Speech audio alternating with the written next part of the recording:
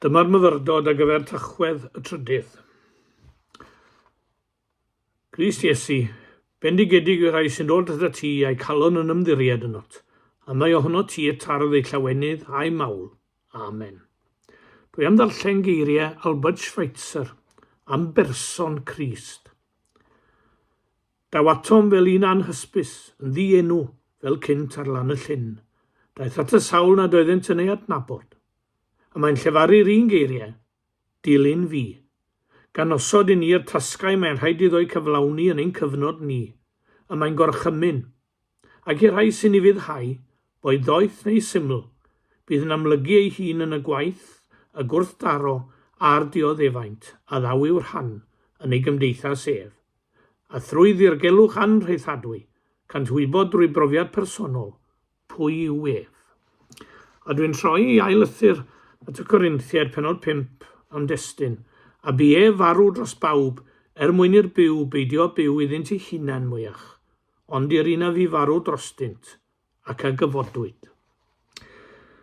Byddwn ni gyd yn barod i gydnabod o amgylch bwrdd y Cymyn fod yna ryw ddirgelwch am groes Calfaria. Does yr un unaid feiddiau gyhoeddi ei fod yn deall ac yn gwybod y cyfan amdani. Nad yw'r rhai yn fodlon credu am na allant ddirnad yr hyn digwyddodd ar y groes mewn termau dynol. Mae'n holl ffydd ni wedi ei seilio ar yr hyn digwyddodd ar Calfaria, a'r atgyfodiad ddilynol mewn tridiau. Ond mae'r dirgelwch yn parhau ar hyd yr oesau. Mewn oesoedd rif y tywod man, ni bydd y gan ond dechrau. Ac i ni'n canu gyda garddeliad, rhyw newydd wyrth o iangau drud a ddaw o hyd i'r golau. Dyma gyffes y Cristion am Galfaria a'i waredwr. Ond hynny, gwyddom rhai pethau. Ac yn yr adnod yma fe sonia Paul am rai dibenion aberth Crist droson. Pant y Celyn sy'n dweud na chollwyd gwaed y groes erioed am ddim i'r llawr, na dioddef angael oes heb ryw ddibenion mawr. A sôn am rai o'r dibenion mawr yma, y mae Paul. A buddiol yn unnau o amgylch bwrdd y Cymyn yw sylwi ar ei eiriau. Bu Crist farw drosom, meddai. Fel na byddai'r rhai fyw mwyach iddynt ei hunain. Hynny yw, yn y lle cyntaf, nid yw'r Cristion i fyw iddo ei hun. Nid yw hunanoldeb i fod yn rhan o'n geirfa ni. Person balch ffroen uchel yw'r person hunanol a ffieiddiwn ef.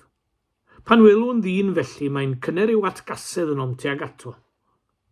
Mae'n ddiddorol ein bod yn canfod hyn mewn person arall yn sydyn iawn, ond anodd gen i ei weld yn ni'n hunain. Fe hoffem i gyd fod ar yr orsedd, hynny yw fod yn ben. A geiriau parod ar wefus plentyn bychan yw fi pia, fi eisiau, fi moyn. Y treni mawr yw fod cymaint o bobl yn actio fel plant. Yn wir fe welir arweinwyr byd a gwleidyddion yn ymddwyn fel plant mor aml. Rwy'n cofio darllen am gyngor hen weinidog wrth fedyddio plentyn. Gadewch i'r bychan fod yn frenin yr eilwyd am flwyddyn, yna diorseddwch ef. Ie, rhaid i'r bychan anwyl sylweddoli mae aelod o deulu ydyw, a mae hyn yn wirionedd i bobl hefyd. Un wy fi mewn teulu, mewn eglwys, mewn pentref, mewn gwlad, mewn byd hyd yn oed. Mae hunanoldeb yn ddamniol i berthynas dyn a dyn, ond y fwy na hynny, mae'n ddamniol i'n perthynas â Duw. Tynodd yr arglwydd Iesu yn sylw at hyn. Yn y 19 bennod o Efengyl Luc, lle mae'n sôn am y Pharisead a'r casglwr trethi yn mynd i weddio. Dyma weddi'r Pharisead. O Dduw, rwyf yn diolch i ti am nad dwy fi fel pawb arall, yn rheibus, yn anghyfiawn, yn nodi nebus, na chwaith fel y casglwr trethi yma. Wel, dyna chi hunan gyfiawn yn tyfe. Oedd hwn yn hunanol hyd yn oed ger bron gorsedd Duw. Roedd hunanoldeb y ffydd babyddol yn achos poen i Luther, ac fe arweiniodd hynny o droi cefn arni yn y pen draw. Doedd e ddim yn credu fod Pererin dodau a maddeiebau a dringo grisiau Santa Scala yn Rhufain, lle gallai dyn sicrhau llai o gosb mewn bechodau wrth dringo'r grisiau ar ei luniau. Doedd rheini ddim yn glanhau dyn o bechod. ond dyn oedd yn dweud, gwna hyn a byddi'n iawn ger bron Duw. Gwelodd Luther na allai'r hunan wneud dim. Nid fy holl weithredoedd i, all gyflawni'r dy gyfraith di, be mae'n sel yn dan dilith a phe llifau'n agrau byth. Iawn, ni wnai'r oll yn un, ti rhaid achub. Gras Duw, nid y fi.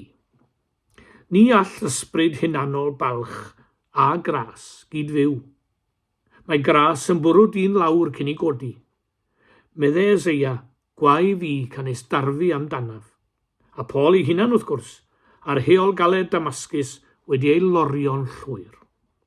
Sawl gwaith y bu ni ganu yn ein capeli, gwaed y groes sy'n codi fyny reiddyl yn goncwerwr mawr.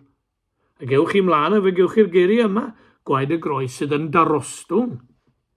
Mae gras yn bwrw i lawr cyn codi. Nid yw Cristion, meddwl Paul, i fyw iddo'i hunan. Rhaid i'n balchder ddiflannu, rhaid i'r hunanoldeb fynd. Byddai Dafydd Ifans ffynon Henry yn pregethu ar Noa yn adeiladu'r arch, ac yn cael hwyl wrth ddweud am Noa yn ceisio penderfynu beth oedd maint y drws i fod.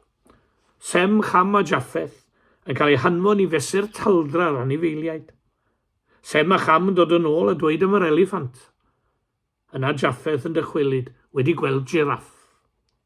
Mae Noa'n penderfynu gwneud drws ddigon mawr i'r eliffant, ac fe gaiff y giraff blygu ei ben neu fod mas, meddai. A roedd yr hembregethwr yn cloi y stori ar y geiriau hyn, y mae drws maddeiant Duw yn ddigon mawr i eliffant o bechadur, ond rhaid i giraff o Pharisead blygu ben neu fod mas. Dwi'n gadael y pwynt yma wrth yfynnu geiriau Matthews Eweni. Dechreuad mawredd yw bod yn fach. Cynnydd mawredd yw bod yn llai. Perffeithrwydd mawredd yw bod yn ddim.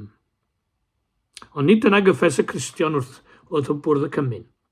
Mae ddrwg dy fi ond nid dyna gyffes y Cristion wrth bwrdd y cymyn wrth gwrs. Mae fi yn dlawd heb feddi dim ar Iesu'n rhoddi popeth im. Mae Paul yn ychwanegu yn adnod y testyn fod y Cristion i fyw i Grist. Mae'n symud o'r na cael i'r cadarnhaol nawr. Byw i'r hwn fi farw drosod.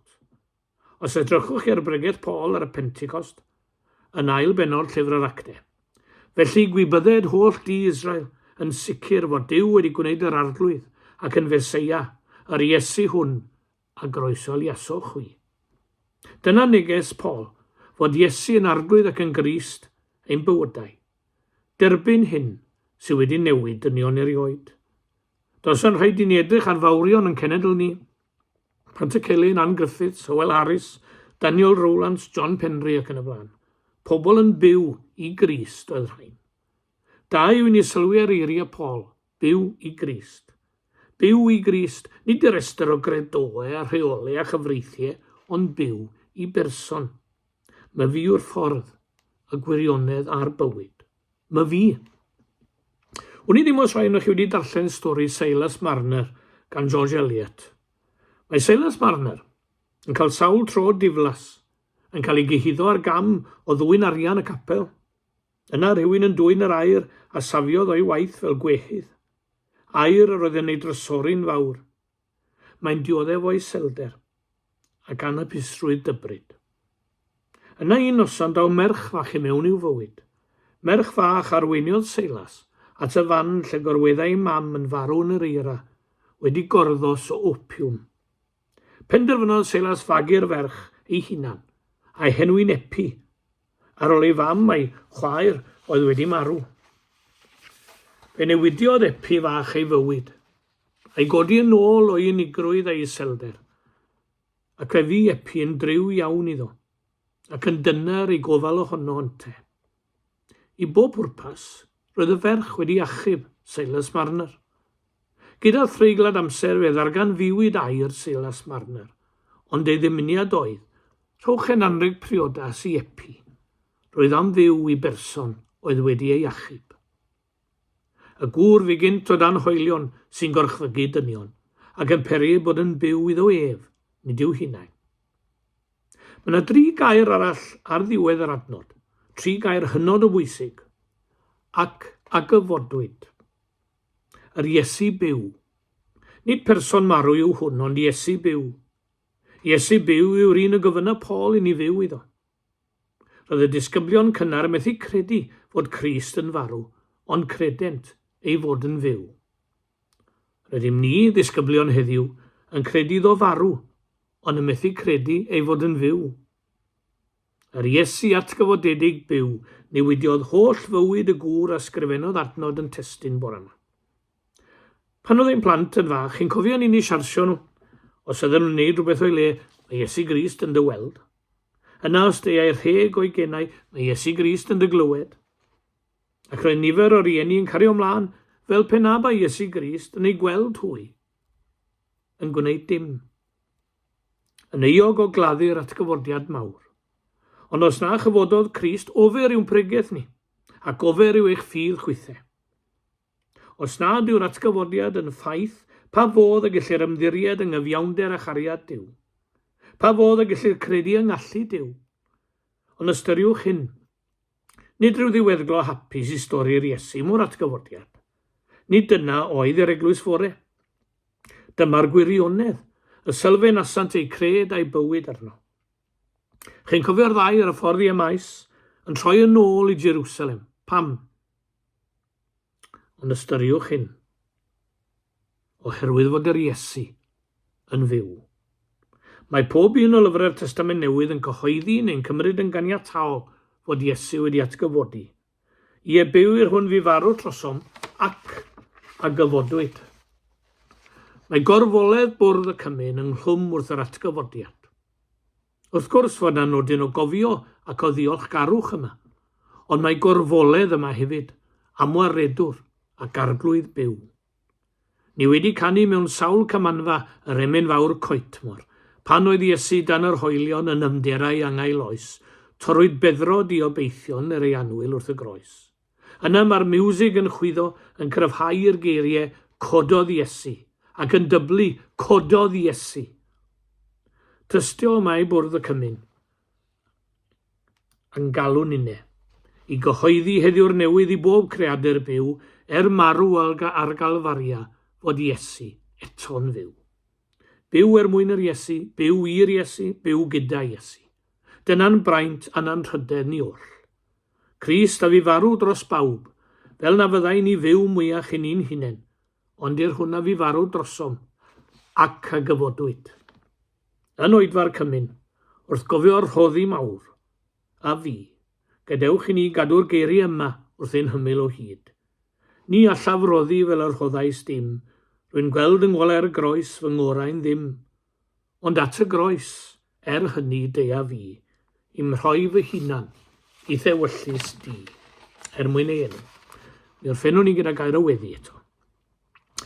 Arglwydd tirdar frys a meddianna o'r seddfaen cyn calonnau. Bydd o'n mewn, oherwydd cyfyd yn ombwerau sydd am feddiannu dy orsedd, balchder, chwant a flendid a hagrwch.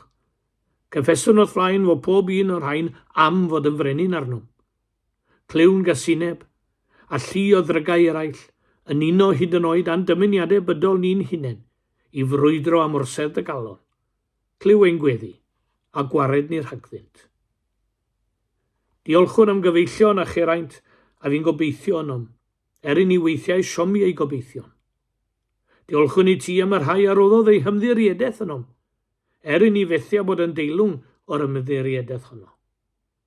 Diolchwn am yr rhai sydd wedi maddau ni, i ni ei plwyfo. Diolchwn am yr rhai sydd yn ein caru, i ni ar dro fod yn anheilwng o'i cariad. Diolchwn i ti hefyd am yr amserau hynny, pan fwy ni brofi'r hedd, na wir y byd amdano. Uwchlaw pob rhodd. Diolchwn am ddatguddiad dy gariad. Amen.